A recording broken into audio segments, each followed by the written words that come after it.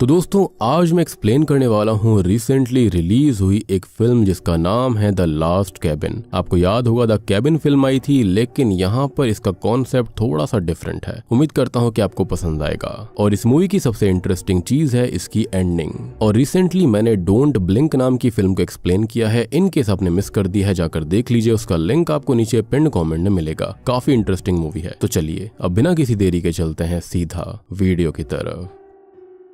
तो मूवी की शुरुआत में हम एक मूवी क्रू को ही देखते हैं जो कि एक जंगल में शूटिंग करने के लिए अच्छी सी जगह ढूंढ रहे थे और ऐसे ही उन्हें रात हो जाती है। अब वो दोनों और उनका कैमरामैन जो होते हैं वो रास्ता भटक चुके थे और वो बस जंगल में गोल गोल घूमकर एक ही जगह पर वापस आ रहे थे। सिंपल भाषा में कहा जाए तो वो तीनों ही खो चुके थे। फिर ये तीनों टेंट लगाने के लिए कोई अच्छी सी जगह ढूंढने लगते हैं, लेकिन जब वो जगह ढूंढ रहे थे तब उन्हें अपने सामने एक आदमी खड़ा दिखता है जिसने की उनकी तरफ पीठ की हुई थी। अब जब वो आदमी उनकी तरफ अपना फेस रिवील करता है तो वो सभी देखते हैं कि उस आदमी ने एक अजीब सा मास्क पहना हुआ था। खैर अब वो ये देखकर वहां से जल्दी से भागने लगते हैं। ऑब्वियस सी बात है कि बीच जंगल में कोई ऐसा मास्क वाला व्यक्ति खड़ा रहेगा तो आपकी तो हालत खराब हो ही जाएगी। खैर अब वो अकेला मास्क वाला व्यक्ति नहीं था, उसके दो और साथी भी थे जिनमें से एक लेडी होती है। खैर अब उस टीम क्रू के अंदर जो आदमी होता है वो अपने बैग से मोबाइल निकाल कर सिग्नल्स देखने लगता है ताकि वो हेल्प के लिए कॉल कर सके, लेकिन वो मास्क वाला व्यक्ति वहां आकर उसे एक चेन सॉ की मदद से खत्म कर डालता है। और अब बस क्रू टीम के अंदर खाली दो लोग बचे थे जिसमें एक लेडी थी और एक कैमरामैन था। लेकिन ज्यादा देर तक वो भी नहीं बचते क्योंकि वो मास्क वाले जो खूनी होते हैं वो आकर पहले तो उस लेडी को खत्म करते हैं और फिर उस कैमरामैन को। और ये सब उस कैमरामैन के कैमरा के अंदर सब कुछ रिकॉर्ड हो चुका था जो कि हम देख रहे थे।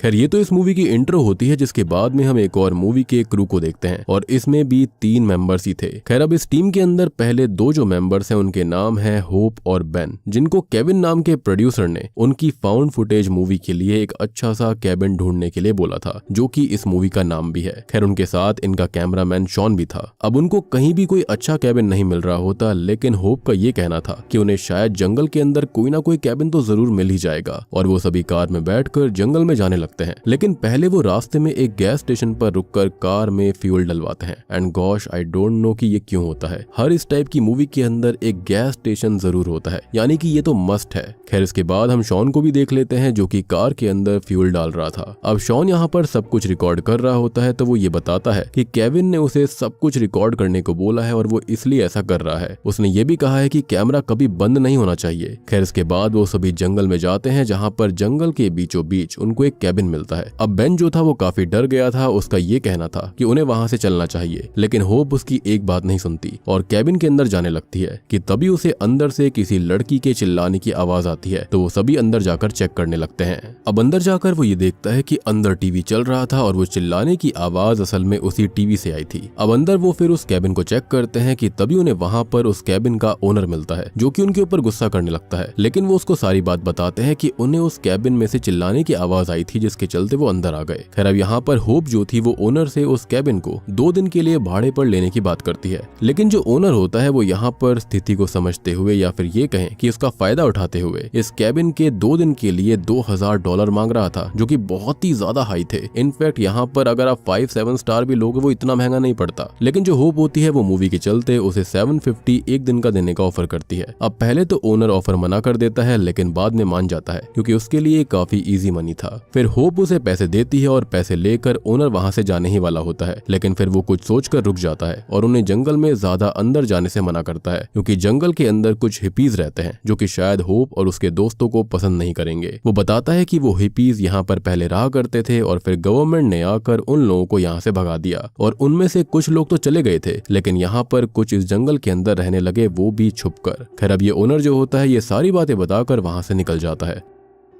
उसको तो उसका आसान पैसा मिल गया था। अब होप और बेन जो होते हैं वो काफी खुश हो गए थे क्योंकि उन्हें बहुत मुश्किल से वो कैबिन मिला था और वो कैबिन उनकी शॉर्ट मूवी के लिए बहुत सही था। अब होप ये खबर केविन को भी सुनाती है और केविन ये कहता है कि वो जल्दी ही वहां पर वो कैबिन देखने आ रहा है। खैर अब कैबिन मिलने की खुशी में होप, बेन और शॉन ड्रिंक करते हैं और फिर वो बाहर जंगल में देखने जाते हैं ताकि उन्हें कोई अच्छी सी लोकेशन मिल जाए और वो ये देखते हैं कि पूरा जंगल ही सही है उनकी मूवी के लिए। अभी होप जो होती है वो आसपास चेक कर ही रही होती है कि तभी उसे कोई झाड़ पहाड़ियों में से गुजरता हुआ नजर आता है, लेकिन वो इस पर ज्यादा ध्यान नहीं देती। खैर अब फिर वो तीनों कैबिन में अंदर जाकर जंगल में शूट की गई लोकेशंस को चेक करने लगते हैं और उन्हें वीडियो के अंदर वही मास्क वाला व्यक्ति नजर आता है जो कि शुरुआत में दिखाया गया था। और ये देखकर होप काफी पैनिक करने लगती है। वो बेन को बोलकर कैबिन के सभी विंडोज को और दरवाजों को लॉक कर देती है, जिसके थोड़ी ही देर के बाद में वहां पर केविन भी आ जाता है। खैर अब वो सभी केविन को सारी बात बताते हैं और उसको वो फुटेज भी दिखाते हैं, लेकिन केविन ये कहता है कि वो बस एक बच्चा है जो कि शायद मजाक कर रहा होगा। खैर अब केविन उन सबको वहीं पर रुकने के लिए बोलता है, लेकिन होप अब वहां पर रुकना नहीं चाहती थी। खैर अब केविन ये बोलता है कि ठीक है, वो रात कहीं और बिता लेंगे, लेकिन उनको थोड़ा सा रुकना होगा क्योंकि इससे पहले उसकी पीए केट जो है वो यहाँ पर आकर केबिन को चेक कर ले। खैर होप बेन को बैग पैक करने को कहती है और बेन एक विंडो के पास बैठा हुआ था और होप विंडो के बाहर उसी मास्क वाले व्यक्ति को देखती है और खुशकिस्मती से ये सब कैमरा में रिकॉर्ड हो गया था और होप केविन को सब बताती है। और अभी केविन कैमरा देखने ही वाला था कि तभी कोई केबिन का दरवाजा नॉक करता है और केविन बाहर जाकर देखता है, लेकिन बाहर कोई नहीं था। अब केविन को ये सब बच्चों का मजाक सा लग रहा था और इसलिए वो वापस अंदर आ जाता है और वो होप और बेन को समझाने लगता है कि वो दोनों बहुत ज्यादा सोच रहे हैं, वो ज्यादा चिंता ना करें और उनको मूवी की शूटिंग स्टार्ट कर देनी चाहिए। और वो अभी बात कर ही रहा था कि तभी फिर से कोई केबिन के दरवाजे पर दस्तक देता है और फिर से केविन बाहर देखने जाता है और इस बार वो 3 मास्क वाले किलर्स थे जिसके अंदर वो लेडी भी मौजूद होती है। अब तभी केविन उनके पास जाता है और वो उनको धमकाने लगता है कि वो वहां से चले जाएं, लेकिन वो तो अपनी जगह से टस से मस नहीं होते और अचानक उनमें से एक केविन के सर में हथौड़ा मारकर उसको खत्म कर देता है, जो कि बहुत ही खौफनाक सीन था।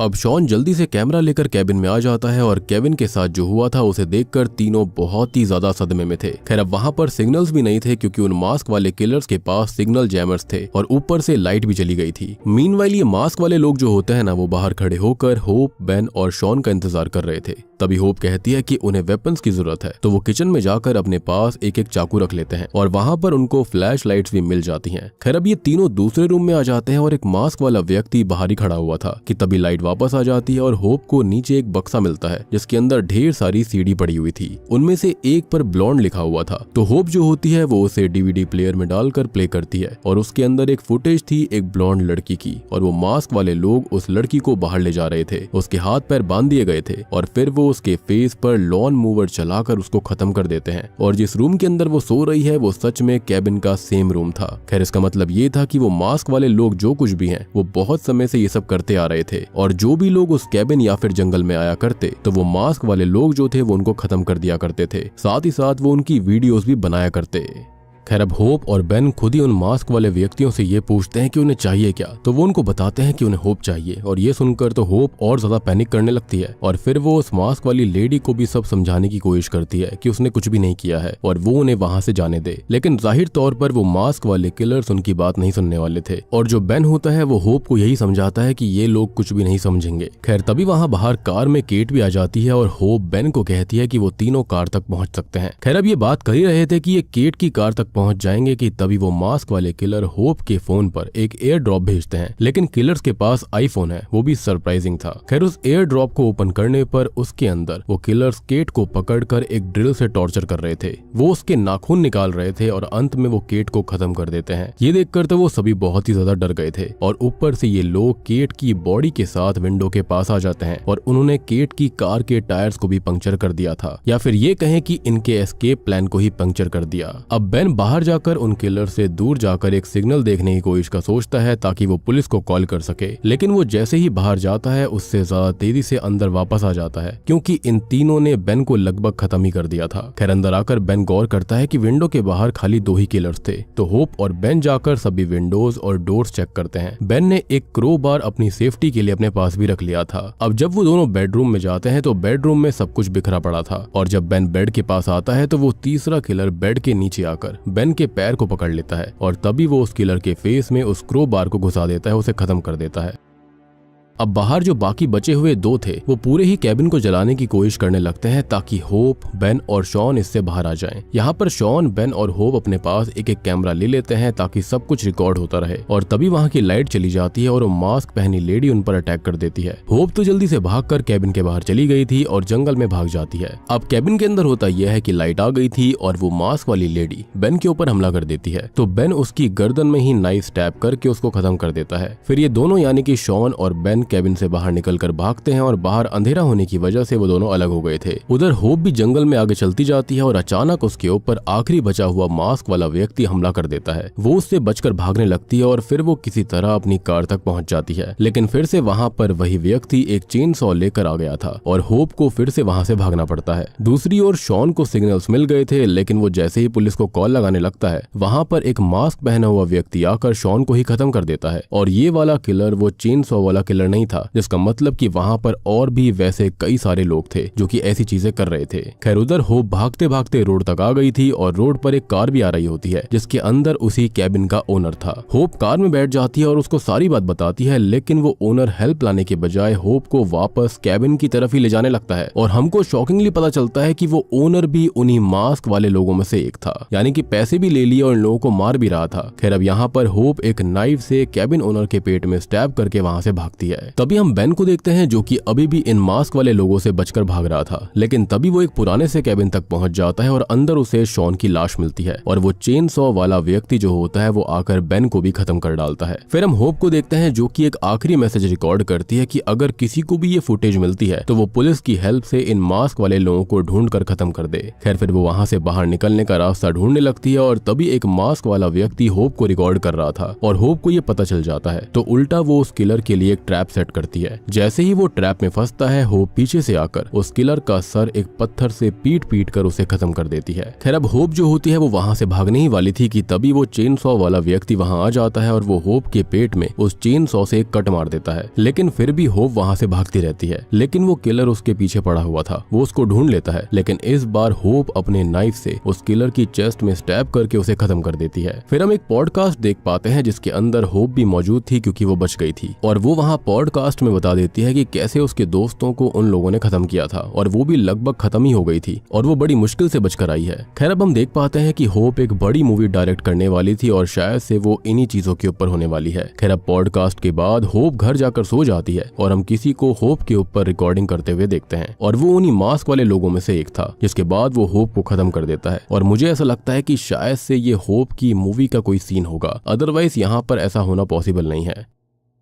और बूम, इसी के साथ में द लास्ट कैबिन मूवी यहीं पर खत्म हो जाती है। तो दोस्तों ये थी द लास्ट कैबिन फिल्म की कहानी। अब देखो यहाँ पर ये जो मास्क वाले लोग हैं ना, वो जंगलों में रहने वाले हिपीज थे या फिर ऐसे लोग थे जो कि नहीं चाहते थे कि बाहर से यहाँ पर लोग आए। बेसिकली बाहर शहर वाले लोग जंगल में आकर इसको इन्फिल्ट्रेट करें, जिसकी वजह से वो ऐसा कर रहे थे। अब इनको मेंटली अनस्टेबल भी कहा जा सकता है। और सबसे बड़ी बात की जो लोग जंगल के अंदर शूटिंग वगैरह करने आते थे ना, वो उनको भी खत्म करते थे। अब जैसे कि शहर वाले लोग यहाँ पर आकर रिकॉर्डिंग करते थे तो उल्टा ये लोग उनको मारते वक्त उनकी रिकॉर्डिंग किया करते थे, बेसिकली उनकी ही मूवी बना दिया करते। और सबसे बड़ी बात कि वो कैबिन वाला ओनर भी इन्हीं मास्क वाले लोगों से मिला हुआ था। अब देखो अंत में मुझे ऐसा लगता है कि शायद से होप खत्म नहीं हुई होगी, बल्कि हो सकता है कि वो उसकी मूवी का हिस्सा होगा। एंड ऑल टुगेदर अब तक हम जो कुछ भी देखते आ रहे थे तो हो सकता है वो उसके साथ सच में घटित हुआ होगा, लेकिन यहाँ पर उसने उसे मूवी के अंदर ही कन्वर्ट कर दिया। या फिर ये भी कहा जा सकता है कि वो खुद उन्हीं मास्क वाले लोगों में हो सकती है, जो कि बहुत सारे लोगों को ल्योर करके यहाँ पर लाती है, जिसके बाद वो रिकॉर्डिंग करवाती है और अपनी मूवी के अंदर उस सीन को डाल देती है, जिससे कि काफी रियल वाला फील आता होगा।